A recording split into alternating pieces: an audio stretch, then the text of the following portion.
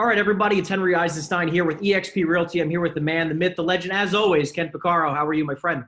Doing great, doing great. Always a pleasure to see you. Likewise, likewise. We are talking about what today? What powerful topic are we talking about? Well, it's an interesting one. Nobody likes a backstabber, right? But we all have a friend that so many of us stab in the back on a regular basis. You know who that friend is? Any idea, Henry? I'm guessing it's ourselves. Yeah, very good. I'm talking about the tool of using your future self. Treat your future self like a friend. And somebody else put this in my head once. I work in addiction. In the addiction world, they talk about think about the consequences, and that's great. I teach that all the time. But this coworker of mine framed this to me, and it was such a better way to frame it. She said she was talking about she was driving home at night and she was tired, and she's like, I need gas, and I don't feel like getting gas right now. But she said, I'm going to do my future self a favor and get the gas now.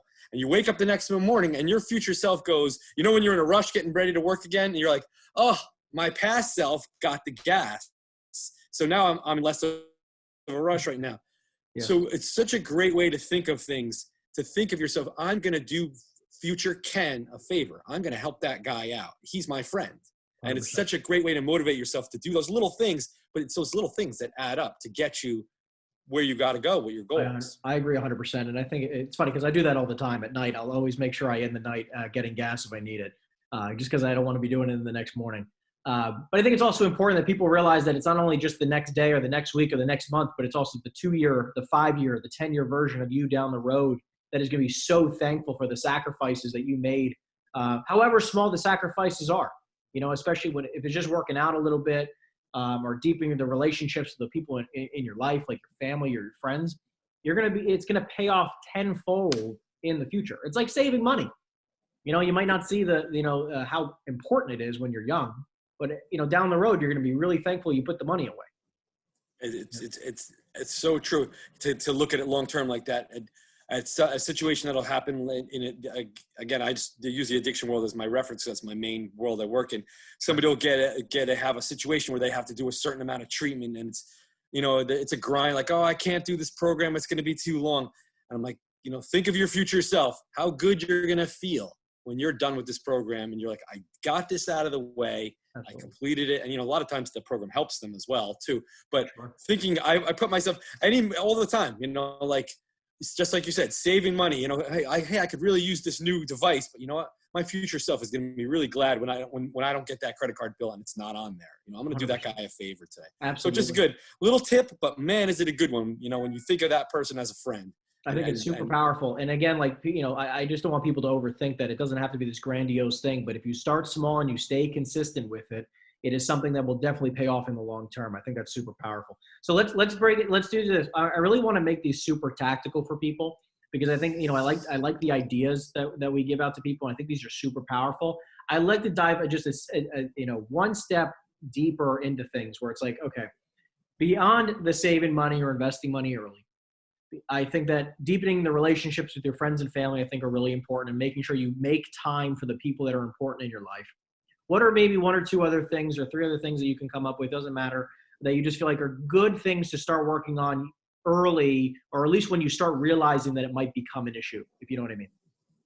Because I want to make this tactical, you know what I mean? I really want to help some people. Yeah. Again, it could be referenced to your life. I just think it's powerful for us to go one step further with this too. Yeah, wow. Now you're getting deep. I mean, one thing is, if you see, in our last one, we talked about good routines. When you start to see bad routines, to stop yourself, to say, all right, I'm going to stop this now before it becomes a thing. Like, I'm gambling too much, I'm eating too much, I'm sleeping too much, whatever it is, Sure. to look at the long term. But I love the ones you brought up, raising good kids. I have 5 kids of my own. To take that extra time to Sure. do the parenting and to spend that quality time, and get up and to be unselfish and say, I'm going to do these things and actually you're benefiting the future kid and your future self as your kid grows up to be a happier, more well-adjusted And I think you were saying it before, where I think it's important for all of us, and I do this on almost like a daily basis unconsciously, but it's sort of like a daily, weekly, monthly review of how your life is going, right? And if there's, aspects of your life that you're not super content with, because like I'm a huge goal setter. I set goals every single year. I set goals, then I break them down by quarters and by month and by week. And then I kind of assess them almost every single day. And I kind of go, am I on track? Am I off track? I'm looking in the mirror constantly at my physique. I'm like, am I where I want to be? Do I need to tweak things? Can I eat a little bit more? Do I have to work out a little bit more? I look at my bank account every single day. Am I content with it? Do I need to stop spending money? Where do we need a budget? I analyze my relationships in my life a lot. And like, am I content with that? Do I need to spend more time here, here, or here? And it's interesting because I feel like when you are analyzing it so frequently, it's harder to fall off track. But when you don't analyze it enough and you don't make it a conscious decision to analyze it enough, like when I was younger, I got into a lot of debt because I wasn't paying attention to it, right?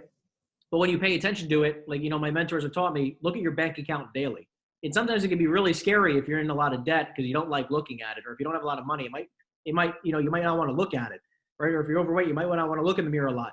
But when you do it on a daily basis and you do it with a specific focus behind it of like, I need to make an adjustment if there's something wrong here, it makes it easier for you to get back on track, because you're constantly paying attention to it. I agree.